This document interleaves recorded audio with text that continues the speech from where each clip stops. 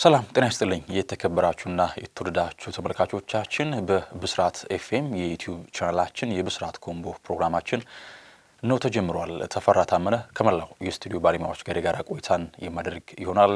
ለቱን የወጡ ስፖርታዊ ጉዳዮችን ወርናንተ የምናካፍላችሁ ይሆናል። ከምናነሳቸው ጉዳዮች መካከል ከሰሞኑ ካሳለፍነው ሳምንት ጀምሮ የተለያዩ ብሔራዊ ቡድኖች በዓለም ዋንጫ ማጣሪያ ከዚያም ባለፈ በኔሽንስ ሊግ ውድድሮች የተከናወኑ ይገኛሉ። ትናንትም ለተማክሰኞ ለተረቡዕ አጥቢያ ሌሊት ላይ የተከናወነ ተጠባቂ ጨዋታ ነበረ። በእግር ኳስ ወዳጆች ዘንድ በትኩረት ሲጠበቅ የነበረ እሱን ጨዋታ እንመለከታለን። ከዚያም ባለፈ ደግሞ የዙር ጉዳዮችም አሉ። ትናንትን ጀምሮ አመሻሹን ዛሬ ማለዳውንም ጠንከር ብሎ የተሰሙ የዙር ጉዳዮች አሉ። እነዚያንም ወደ እናንተ የማካፈላችሁ ይሆናል። እስከ ቆይታችን ፍጻሜ ድረስ አብራችሁን ትቆዩ ግብዣችን ነው። ቀዳሚው መረጃችን የሚሆነው በደቡብ አሜሪካ ሀገራት ማራቶን እየተባለ የሚጠራ የዓለም ዋንጫ የማጣሪያ ውድድር አለ። 10 ያክል ብሔራዊ ቡድኖች በሚሳተፉበት ይህ የዓለም ዋንጫ የማጣሪያ ጨዋታ ትላንት በርከት ያሉ ጨዋታዎች ተከናውነው ነበር። እንግዲህ በዕለቱ ግን የማነሳው ጉዳይ ሲጠበቅ የነበረውን በተደጋጋሚ የዓለም ዋንጫን ማሳካት ከቻሉ ስማቸውን በታላቅ መዝገብ ማስፈር ከቻሉ ሀገራት መካከል አርጀንቲናና ብራዚል በእግር ኳስ ይጠቀሳሉ። ከብሔራዊ ቡድን በተጨማሪም ደግሞ ተጫዋቾቻቸው በአውሮፓ ኤሊት ለሚባሉ ትልቅ ክለቦች በመሳተፍ ባሎንዶር ስኬቶችን እስከ መጎናጸፍ ትልቅ የግል ክብሮችን እስከ ማሳካት ደርሰዋል። ታዲያ እንግዲህ ሱፐር ክላሲኮ እያሉ የሚጠቅሱት ተወዳጅና ተጠባቂው የጨዋታ መርሃ ግብር ትላንት በአርጀንቲናና በብራዚል መካከል በዓለም ዋንጫ ማጣሪያ ጨዋታ ተከናውኖ አልፏል። ትላንት እንግዲህ አርጀንቲናን ከብራዚል ያገናኘው ጨዋታው ከጨዋታው አስቀድሞ ብዙ ሰጣ ገባዎች የነበሩበት ተጫዋቾችም ሀሳባቸውን ሲሰነዝሩ የነበሩበት የደርቢነቱ ስሜቱ ተጋግሎ የጀመረበት የጨዋታ አጋጣሚ ነበረ። ትላንት ታዲያ በጨዋታው አልቢሴሊስቲዎቹ አርጀንቲና ብራዚልን 4-1 በሆነ ሰፊ የጎል ልዩነት ድል ማድረግ ችለዋል። እንግዲህ አርጀንቲና ወደዚህ የዓለም ዋንጫ ማጣሪያ ስትመጣ አሁን በዚህ ባለው ፌዝ ማለት ነው ከወሳኝ ተጫዋቹ ሊዮኔል አንድሬስ ሜሲ ከዚያም ባለፈ ደግሞ በጣም ጥሩ የሚባል ፎርም ላይ ያለውን ላውታሮ ማርቲኔዝን፣ ፖሎ ዲባላን በስብስባቸው አላካተቱም። ምናልባት የነዚህ ተጫዋቾች አለመኖር የፊት መስመሩ ላይ ክፍተት ላይ እንዳይፈጥር ስጋት ነበረ በአርጀንቲና በኩል። ነገር ግን ጨዋታውን በድል ተወጥተውታል። እንግዲህ ትላንት ሊዮኔል ስካሎኒ በፎርሜሽናቸውን ስንመለከተው 4 ያክል አማካኞችን ነበረ መጠቀም የቻሉት። ትላንት እንደነ በአማካይ ስፍራ ላይ በተለይ ይጫወት የነበረው ሮድሪጎ ዴ ፓውሎን ወደ መስመር አውጥተው ነበረ ሲጠቀሙበት የነበረው። እንግዲህ የሚገርመው ነገር በአርጀንቲና ስብስብ ውስጥ በክለብ ደረጃ እምብዛም አስተዋጽኦአቸው የጎላ ከዚያም ባለፈ የጥራት ደረጃቸው ከፍ ያለ ተጫዋቾች ወደ ብሔራዊ ቡድን ሲጫወቱ በጣም የነጠረ ብቃትን ያስመለክታሉ። ለዚህ እንደማሳያም ማንሳት ካለብን ኒኮላስ ኦታሜንዲ አንደኛው ተጫዋች ነው። አሁን ላይ እድሜውም ከፍ ብሏል። ከዚያም ባለፈ የጥራት ደረጃው ጥያቄ የሚነሳበት ተጫዋች ነው። ነገር ግን ለብሔራዊ ቡድን ሲጫወት በጣም ጥራቱን ያስመለክታል። ለኛው ተጫዋች እንደዚሁ ታግላፊኮ ነው። ይሄኛውም ተጫዋች በብዙ ምክንያቶች አሁን ላይ ጥራት ያለው ፉልባክ ነው ብለን ለመግለጽ ያዳግታል። ነገር ግን ለአልቢሴሊስቲዎቹ ሲሰለፍ ሌላኛ ከፍታ ያለውን ታግላፊኮ እንመለከታለን። ፓራዴዝም እንደዚሁ በሮማ እርግጥ ጥሩ ውድድር ዘመን እያሳለፈ ይገኛል። ቢሆንም ግን ፓራዴዝም በአማካይ ክፍል ላይ በጣም ወርልድ ክላስ የምንለው ተጫዋች አይደለም። ነገር ግን ለብሔራዊ ቡድን ሲጫወት ሌላኛውን ፓራዴዝን የምንመለከተው እናም ይህ የሚያሳየው በተለይ ለማሊያ ያላቸውን ፍቅር ነው። በአንጻሩም ኤንዞ ፈርናንዴዝም በቼልሲ ቤት እርግጥ ጥሩ ነገር ያስመለክታል። ነገር ግን በአርጀንቲና የምንመለከተው ኤንዞ ፈርናንዴዝ ሌላ የተለየ ከፍታ ያለውን ተጫዋች እንደሆነ እንመለከታለን። ትናንትም ጎል ማስቆጠር ችሏል። ከዚያም ባለፈም ለማካሊስተር ጎል መቆጠር የራሱ አስተዋጽኦ ነበረው። በሌላ መንገድ አሁንም ትውልዶችን እያፈራች ትገኛለች አርጀንቲና። እንግዲህ አልማዳ በሊዮን የተጫወተ የሚገኝ ተጫዋች ሌላኛው ተስፈኛው ተጫዋቻቸው ሆኖ ስንመለከተው ነበረ። ጁሊያኖ ሲሞኒ ደግሞ ሌላ በተለይ በአትሌቲኮ ዲ ማድሪድ ቤት ከአባቱ ዲያጎ ሲሞኔ ጋር በጥሩ መንገድ ጥሩ ጊዜ ያሳለፉ ይገኛሉና አሁን ደግሞ ጎልም ማስቆጠር የቻለበት አጋጣሚ ተፈጥሯል። እንግዲህ ትላንትና 4-1 በሆነ ውጤት ድል ማድረግ ይችላል። ከጨዋታው መጠናቀቅ በኋላ ዶሪቫል ጁኒየር የሴሌሳዎቹ አሰልጣኝ ለሽንፈቱ ኃላፊነቱን ይወስዳል የሚል ሀሳባቸውን ሰጥተዋል። በአንጻሩ የተፈጠረውን አጋጣሚ ለመግለጽ እጅግ ከባድ ነው፣ በብዙ መልኩ አርጀንቲናዎች ከኛ የተሻሉ ነበሩ በሚል ሀሳባቸውን ሰጥተዋል። እንግዲህ ትላንት በጨዋታው 10 ያክል ቢጫዎች ተመዝዟልና የደርቢነት ስሜትን ከሚገልጹ አጋጣሚዎች መካከል በርካታ ካርዶች ይመዘዛሉ። እሰጣ ገባዎች ይታያሉ በሜዳ ላይና ትላንትም ይሄንን ስንመለከት ነበረ።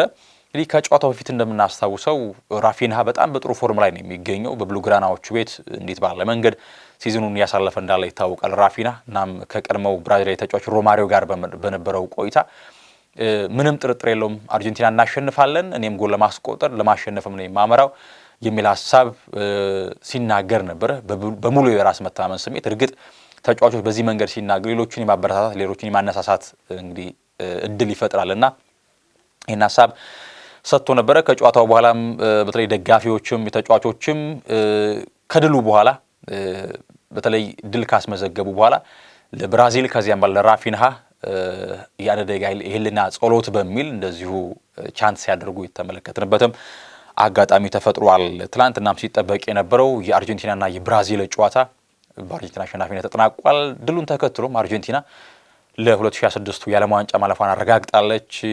በዚህ በኮንሜቦል የማጣሪያ ጨዋታ 31 ያክል ነጥቦችን ይዛለች። ኤኳዶር በአንጻሩ በ31 ያክል ነጥቦች በ23 ያክል ነጥቦች ሁለተኛ ነች። ኡሩጓይ በ21 ብራዚል በኩል 21 ተከታዩን ደረጃ ይዘዋል። ኮሎምቢያ በ20 ያክል ነጥቦች እንደዚሁ ሌላኛዋ የምትከተል ሀገር ነች። በቀጣይ እንግዲህ በዓለም ዋንጫ ማለፋቸውን ያረጋገጡ ብሔራዊ ቡድኖች አሉ። አርጀንቲና ትላንት ታረጋግጣለች። ኢራን፣ ጃፓን፣ ኒውዚላንድ እንደዚሁ የማረጋገጥ ከቻሉ ሀገራት መካከል የሚጠቀሱ ናቸው። እናም ትላንት በዚህ መንገድ ጨዋታው ተጠናቋል። በተለይ በብራዚል በኩል የጋብሪኤል ማጋሌሽ እና የብሩኖ ጉማሬሽ አለመኖር በቅጣት ምክንያት ክፍተቶችን እንደፈጠረ ማሳያ ነጥቦች ሊነሱ ይገባል ብዬ አምናለሁኝ። ምክንያቱም የማርኪኒዮስና የማጋሌሽ ጥምረት ጥሩ ነበረ። ከዚያም ባለፈ አማካይ ክፍል ላይ የብሩኖ ጉማሬሽ መኖር በብዙ መንገድ ለብራዚል ጠቃሚ ነበረ። በቅጣት አልነበሩም። ጌርሰንም እንደዚሁ ሌላኛው የዶሪቫል ጁኒየር ተመራጭ በመጠነኛ ጉዳት ምክንያት በጨዋታው አልነበረም። በነገራችን ላይ በሌሎችም በአህጉር አፍሪካ የዓለም ዋንጫ ማጣሪያዎች ተደርጓል። ግብጽ በኢትዮጵያ በተገኘበት ምድብ የምትገኘው ግብጽ ሴራሊዮንን አሸንፋለች። ሌላኛዋ እያስገረመችን የምትገኘው ሱዳን ከደቡብ ሱዳን ጋር ጨዋታውን አድርጋ ባቻ ውጤት ጨዋታውን አጠናቃለች። ናይጄሪያ አሁንም ጉዞዋ መልካም አይደለም።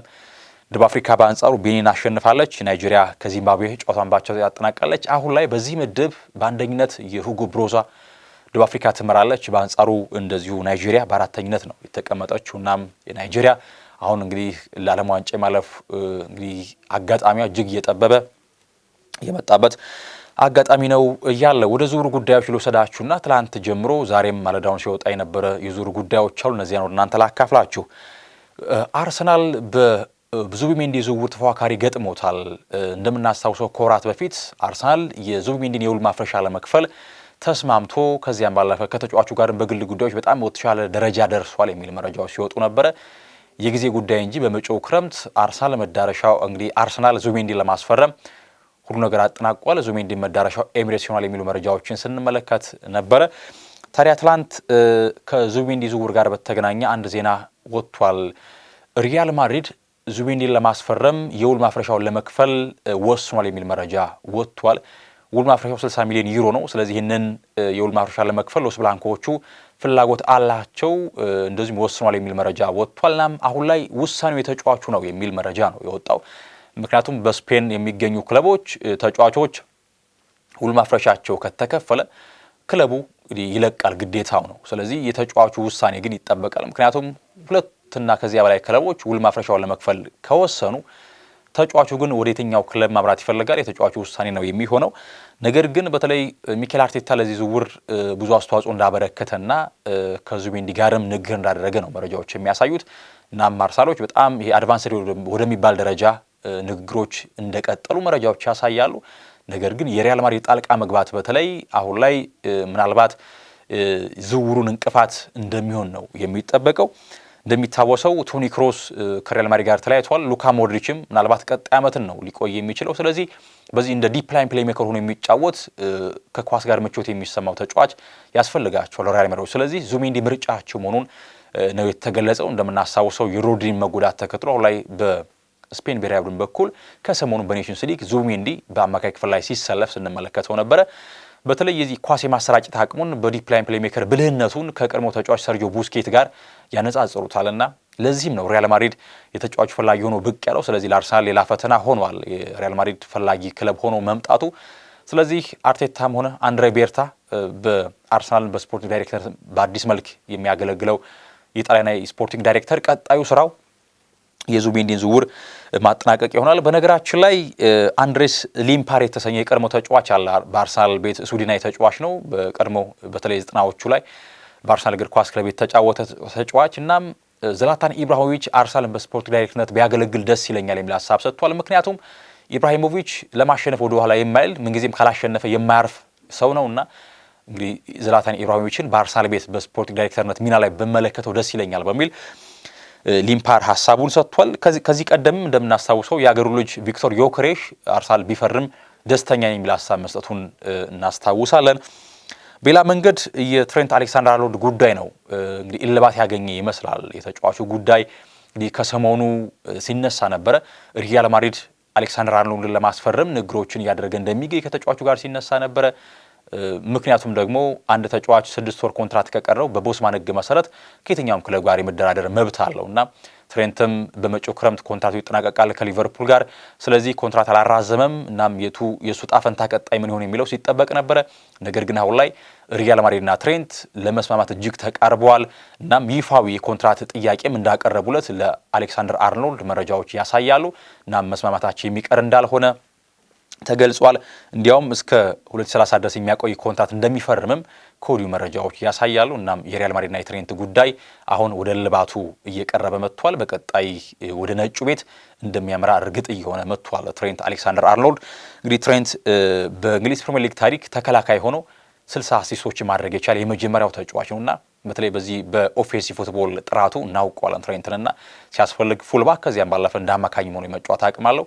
ብዙዎች የሚያነሱበት ጥያቄ በመከላከል ጥራቱ ላይ ነው። ነገር ግን ሪያል ማድሪድ በተለይ እንደ ቡድን ኳስን ብልጫ ወስዶ የሚጫወት ክለብ ከዚያም ባለፈው ሌሎቹ የመከላከል መዋቅር ላይ ያሉ ተጫዋቾች የመከላከል ጥራታቸው ላቅ ያለ ስለሆነ ትሬንትን ተገላጭ እንዲያደርግ ያደርገዋል። ስለዚህ ትሬንት በቀጣይ ወደ ነጩ ቤት መዳረሻው መሆኑ የሚቀር አይመስልም። እስከ 2030 ድረስ የሚያቆየውን ኮንትራት እንደሚፈራረም ይጠበቃል በሪያል ማድሪድ ቤት። እናም ሪያል ማድሪድ የመጀመሪያ ፈራሚያቸው ሆኖ እንደሚያመራም ይጠበቃል። ከሰሞኑ እንግዲህ ሎስ ብላንኮቹ ባሳለፍናቸው አመታቶች ይህንን መንገድ እየተከተሉ ይመስላል። በዝውውር ላይ ተጫዋቹን ኮንትራታቸው ሲጠናቀቅ እየጠበቁ በነፃ የማስፈረም ኪሊያን ምባፔን በዚህ መንገድ ተመልክተናል። ዊሊያም ሳሊባንም ይህን እቅድ እንዳላቸው የተነገረው እስከ 2027 ድረስ ታግሰው ሳሊባን በነፃ ወደ ቤርናባው ለማምጣት እቅድ እንዳላቸው ከሰሞኑ ሲገለጽ ነበረ። ነገር ግን የትሬንትና የሪያል ማድሪድ ጉዳይ እልባት የተገኘለት ይመስላል። ቆይታችን ይመስል ነበር። የተከበራችሁና የተወዳችሁ ተመልካቾቻችን ተፈራ ታመነ ከመላው ስቱዲዮ ባለሙያዎች ጋር ቆይታ አድርጌያለሁኝ። ብሩህ ጊዜን ተመኘው።